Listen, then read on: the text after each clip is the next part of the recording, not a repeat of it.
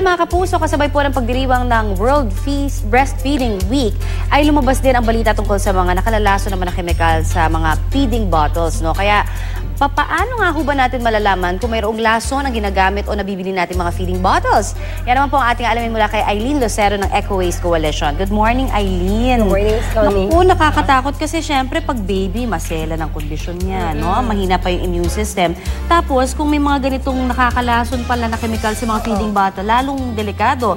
So, how can we detect? Paano natin malalaman?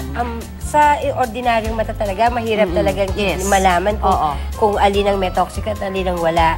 Kaya ang lagi-lagi natin pinapayo, pati ng Department of Health, breastfeeding, yan yung mabisa talaga at nutritious food para makaiwas. Pero kung hindi makakapag-breastfeed, dahil alam naman natin may iba-ibang mga dahilan yan, ano?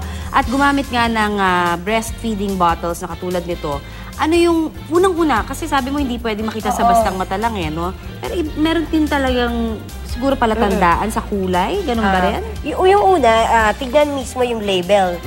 Wag ipapatronage yung walang label. Yung pangalan lang. So, wag din bibili sa kung saan-saan lang.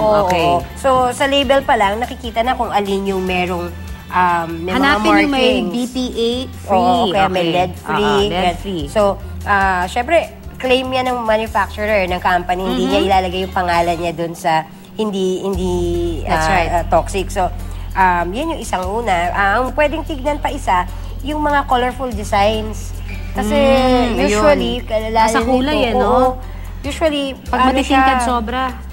Pintura talaga siya. Di ba the usual na ginagawa ni nanay, pinapakuluan pa to, nililinis. So, nababakbak talaga yung kulay. Ayun ang isa sa mga pwede nating tandaan mga kapuso, no? Pagka nagbabakbak, pag pinakuluan, nako, iwag na ho, itapon na lang ho natin at itabi na lang yan dahil hindi na ho pwede yan gamitin sa mga baby natin.